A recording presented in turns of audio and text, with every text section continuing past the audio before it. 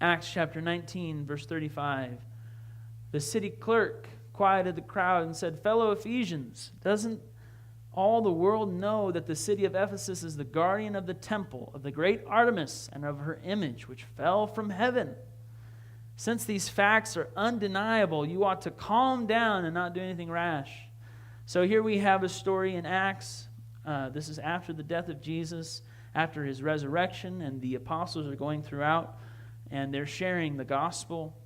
They come to Ephesus, and these people have this really, belief that Artemis, this god of a Greek goddess, these facts are undeniable. She came down, her image fell from heaven. It's undeniable. That's the same kind of terminology we're getting today in America and throughout the world. In the Western world, they have really tried to snuff out the message of a creator. And when you go to college, it's taught, evolution is taught as a fact. It's not taught as a theory. In Acts 19:24, before this is all happening, the silversmith named Demetrius, he's making shrines for Artemis.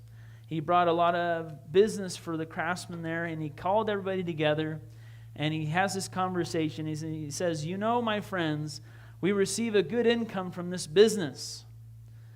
You see and hear how this fellow Paul has convinced and led astray a large number of peoples in Ephesus and practically the whole province of Asia." He says that the gods made by human hands are not gods at all.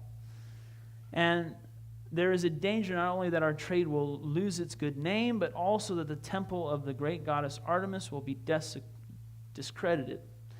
And so they're having this conversation. First of all, they're saying we're going to lose our livelihood and we're going to lose our money. Because this Paul is preaching that idols aren't real. Idols aren't real gods. And you see, we want to know what is truth here. Are idols gods? No, they're not. And the scientists today can help us prove that. There's no God in this idol. Right? But also what we understand from this story is that their money and their livelihood is involved here. And right now, the money and the livelihood tied to the evolutionary theory is really a big thing. So when these people are, you go and you try to give them truth, and I was like, "Oh, thank you for sharing the truth." Well, hold on a minute. They don't want to give up the money, the livelihood. And plus, they don't want God telling them what to do.